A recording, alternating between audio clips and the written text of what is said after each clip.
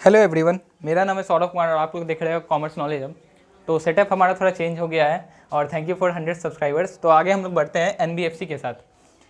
NBFC non banking financial companies कहलाती हैं। NBFC बहुत हद तक बैंक के जैसी ही होती है, लेकिन फिर भी वो बैंक नहीं कहलाती, वो एक बैंक नहीं है। क्यों ऐसा है? क्योंकि वो क्रेडिट क्रिएशन में हेल्प नहीं करती है। बैंक आपका क्रेडिट क्रिएशन करता है, लेकिन एनबीएफसी ये ऐसा नहीं करती हैं।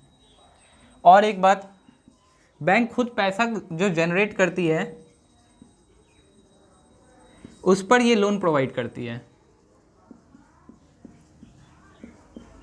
लेकिन एनबीएफसी एक इंटरमीडिएरीज है। ये क्या है? इंटरमीडिएरीज है। ये किसी से पैसा लेती है जिसके पास बहुत ज़्यादा है, और जिसे ज़रूरत है उसे दे देती है। तो ये एज अ मीडियोकर का काम करती है। कौन? एनबीएफसी। इस कारण से बैंक और एनबीएफसी में मेन डिफरेंस इसी चीज़ का आ जाता है। क्या? Credit creation. Bank credit create करती है, लेकिन एनबीएफसी ऐसा नहीं करती है। और फिर बैंक कैसे क्रेडिट क्रिएट करती है? मान के चलिए ए 1 लाख रुपीज़ डिपॉजिट किए बैंक में,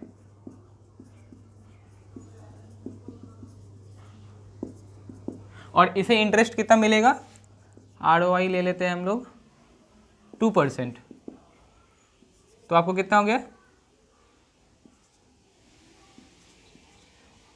2000। और अगर बी को लोन प्रोवाइड करती है और उस पर उनसे रिटर्न चार्ज कर रही है 10%, बी को 50,000 का लोन दिया, क्योंकि बैंक को सीआरआर, एसएलआर और भी बहुत सारी फॉर्मेलिटीज़ होती है जो पूरी करनी पड़ती है। तो अगर ऐसा रहेगा तो इसके कितना आरओआई मिला? रिटर्न रेट ऑफ इंटरेस्ट इस बंदे से इसका कितना मिला? 5,000।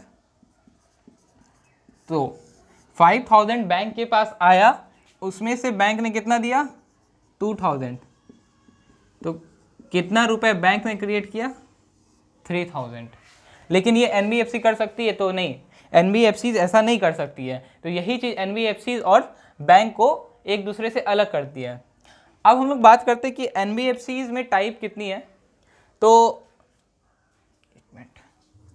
एनबीएफसी एक्चुअली कहलाती है, एमएफआई भी एक कैटेगरी है एनबीएफसी का।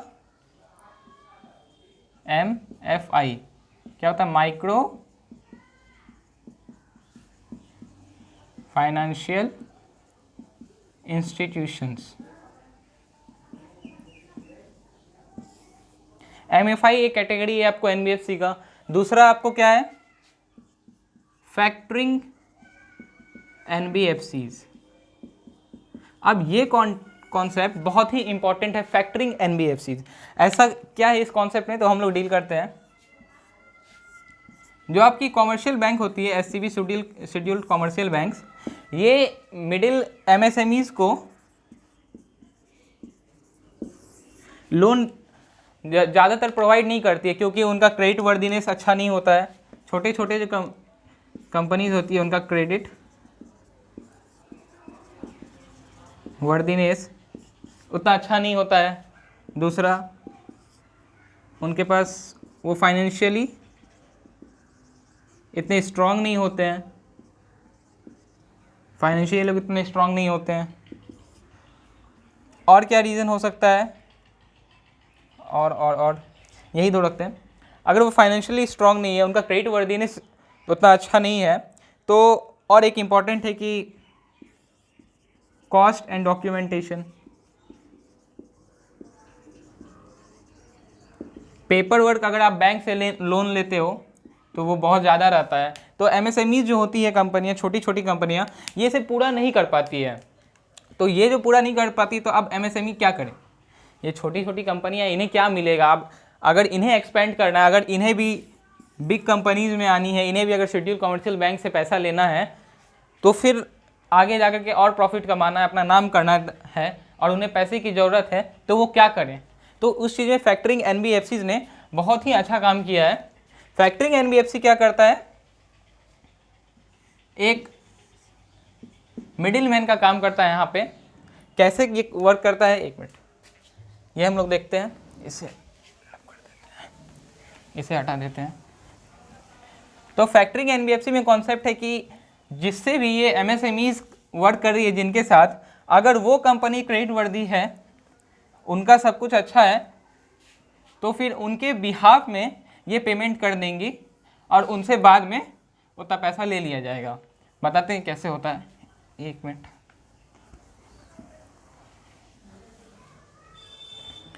तो ये आपका हो गया एनबीएफसी, ये हो गया एमएसएमई, ये हो गई आपकी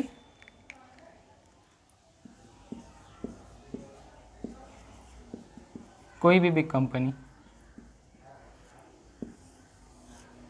अब एमएसएमई बड़ा नहीं है, लेकिन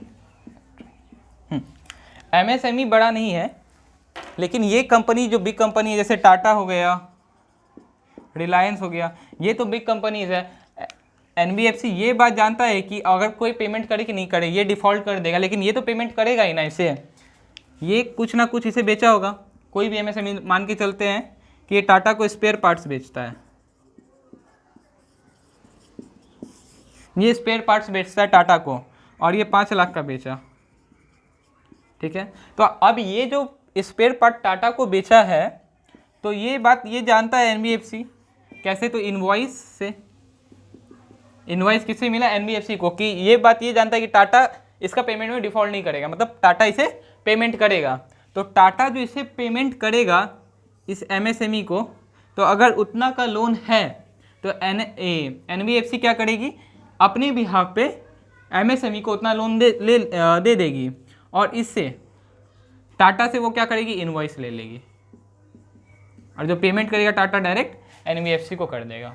तो ये कॉन्सेप्ट लाया गया था एनबीएफसी फैक्टरिंग के थ्रू, और ये बहुत बड़ा कॉन्सेप्ट है, बहुत अच्छा कॉन्सेप्ट है। ऐसे में जो छोटी छोटी कंपनियां हैं वो अच्छे तरीके से ग्रो करेगी। अब हम लोग बात करते हैं कुछ features of NBFC.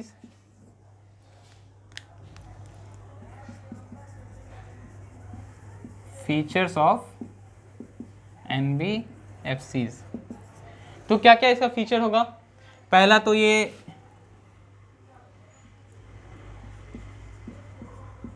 There is no lender of last resort for NBFCs. NBFCs के लिए कोई लेंडर ऑफ लास्ट रिजॉर्ट नहीं है। मतलब क्या, कोई ऐसा इंस्टीट्यूशन नहीं है जो इन्हें अगर ज़रूरत पड़ जाए अचानक से पैसा का तो दे सके। जैसे बैंक का है, बैंक का कौन है, बैंक का है आरबीआई।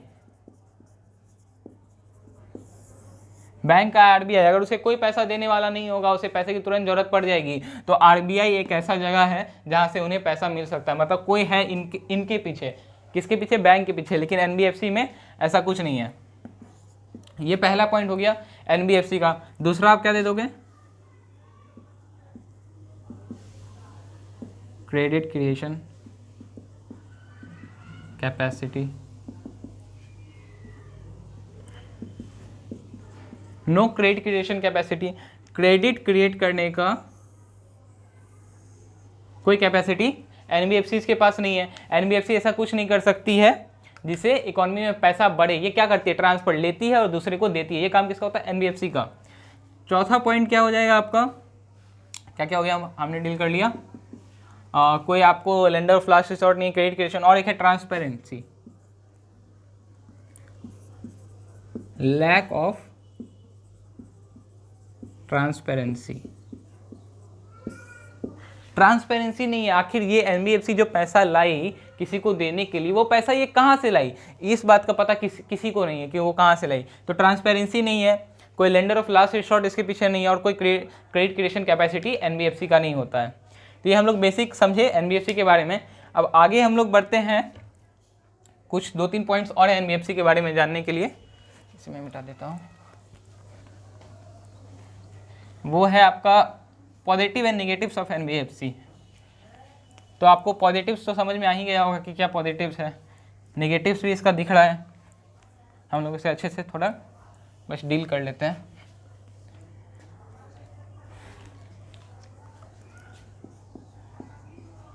पॉजिटिव्स ऑफ NBFCs और क्या आपका वर्सेस नेगेटिव ऑफ NBFCs। तो ये दोनों में क्या क्या ऐसा पॉजिटिव चीज़ है और क्या नेगेटिव चीज़ है NBFC में, इसे हम लोग डिस्कस करते हैं।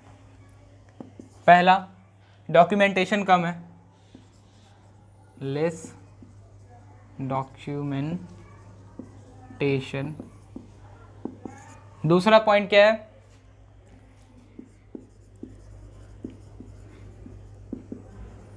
इनोवेटिव इंस्ट्रूमेंट्स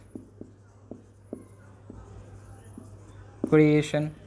ये क्या होता है, कोई भी बैंक आपको सेकेंड हैंड एसेट्स के लिए लोन नहीं प्रोवाइड करती है, लेकिन NBFC ऐसा करती है। बहुत सारे ऐसे लोग होते हैं जिन्हें पैसे की कमी होती है और वो फर्स्ट हैंड कार अफोर्ड नहीं कर सकते हैं, तो वो क्या करते हैं, सेकेंड हैंड कार लेते हैं। तो बैंक आपको सेकेंड हैंड कार के लिए लोन प्रोवाइड नहीं करती है, लेकिन NBFCs ऐसा करती हैं, तो ये बहुत अच्छा चीज़ है।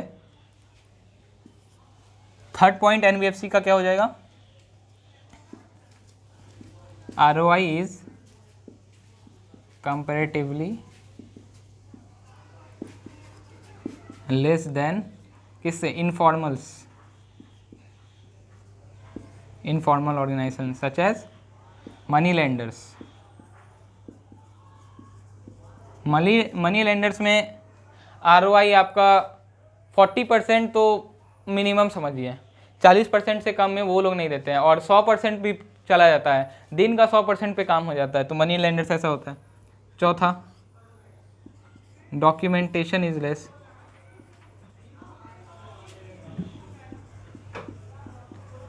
डॉक्यूमेंटेशन की ज़रूरत है बट उतनी भी ज़्यादा ज़रूरत नहीं पड़ती NBFCs के केस में।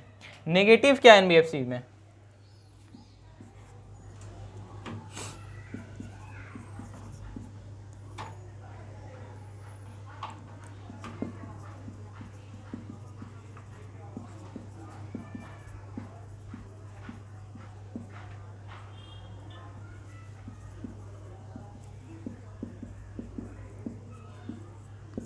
यहाँ पे कोई नहीं है NBFC को कंट्रोल या मॉनिटर करने के लिए, लेकिन जैसे RBI है किसको करने के लिए, सारे कॉमर्शियल बैंक्स को करने के लिए, सारे बैंक्स को करने के लिए, लेकिन NBFC के केस में ऐसा नहीं है, RBI NBFC को नहीं मॉनिटर कर सकती। तो उसी में एक और पॉइंट आ जाता है कि RBI अगर कोई भी बात को लेके आती है, कोई भी स्कीम को लेके आती है, तो NBFC उसके लिए हिंड्रेंस क्रिएट कर देती है। NBFCs might create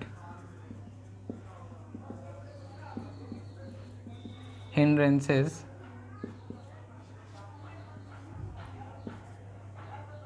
in work of RBI।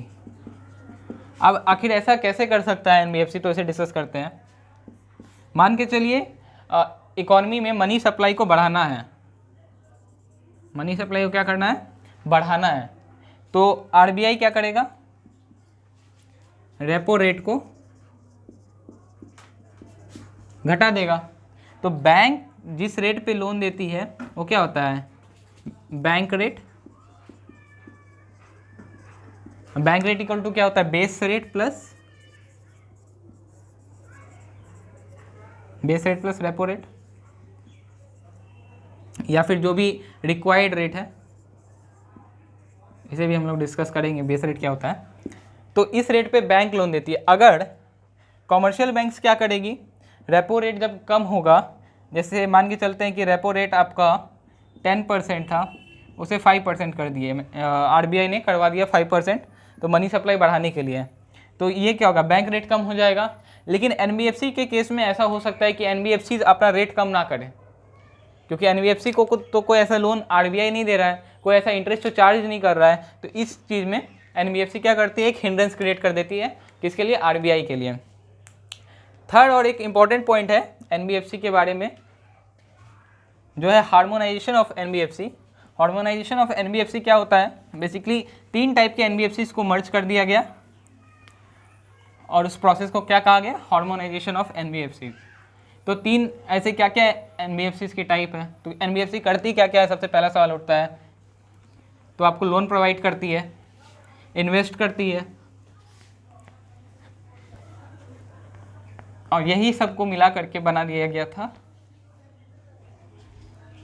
क्या करती है, लोन देती है। पहला काम क्या है इसका, लोन देना, इन्वेस्टमेंट करना। ये सबको ऐड करके क्या बना दिया, NBFC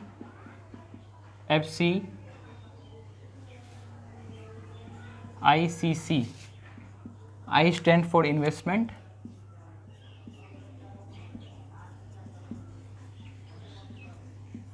C stands for credit, और ये क्या कंपनी, क्या बन गया, investment credit company, NBFC non banking financial company / ICC investment credit company. तो ये बेसिक सा चीज़ था NBFC के बारे में। इससे ज़्यादा मुझे नहीं लगता है जानने की ज़रूरत पड़ेगा NBFC के बारे में आप लोग को। तो इस वीडियो में इतना ही रखते हैं, और नेक्स्ट वीडियो में हम लोग आगे इससे बढ़ेंगे। तो thank you for watching this video, and please hit the like and subscribe button. Thank you.